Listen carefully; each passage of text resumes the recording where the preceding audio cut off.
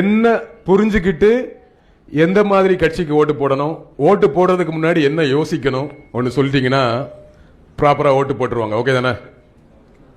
ஒரு நல்ல கேள்வி. ஆனால் ஒன்றுமே ரொம்ப சிம்பிள்.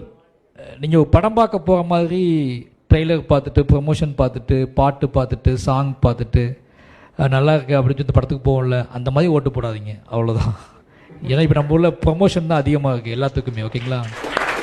அப்போ நீங்கள் வந்து ஃபோனில் ப்ரமோஷனாக பார்த்துட்டு போய் ஓட்டு போடாதீங்க. உங்கள் வீட்டில் பெரியவங்க இருப்பாங்க, உங்களுக்கு பிடிச்ச அண்ணன்கள் இருப்பாங்க. ஏன்னா நீங்கள் இருக்கீங்கன்னா உங்களை வழிநடத்தக்கூடிய ஆசிரியர்கள் இருக்காங்க, உங்களை வழிநடத்தக்கூடிய அண்ணன்கள் இருக்காங்க, நண்பர்கள் இருக்காங்க, அப்பா அம்மா இருக்காங்க. இவங்க கூட உரையாடுங்க. ஏன்னா இது வந்து நீங்கள் வெறுமனை நம்ம போய் ஒரு ஹோட்டலில் போய் டீ ஆர்டர் பண்ணி சாப்பிட்றதோ, ஒரு தேட்டரில் போய் டிக்கெட் எடுத்து படம் பார்க்குறதோ கிடையாது வாக்கு அப்படிங்கிறது.